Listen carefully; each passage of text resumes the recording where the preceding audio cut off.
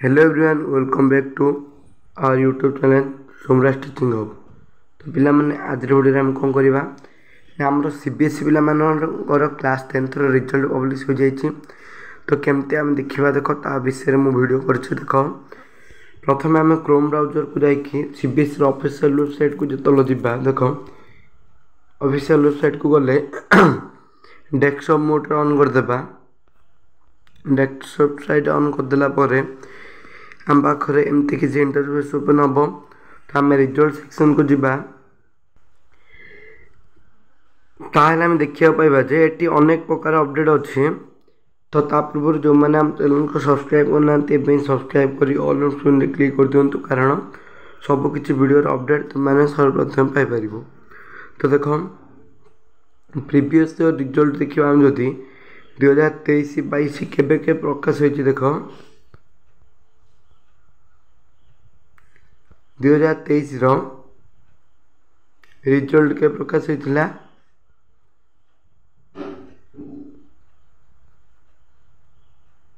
देख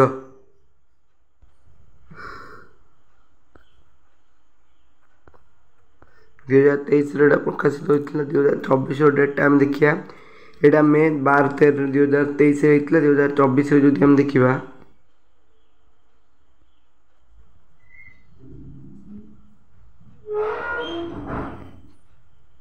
देख 2024 रिजल्ट आम जो देखा कहले देख ये देखे secondary school examination class x result 2024 announcement के ना 13 मई 2024 होता।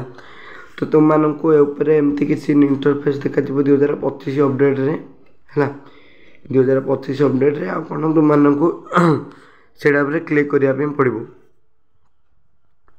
से क्लिक करने पड़ो।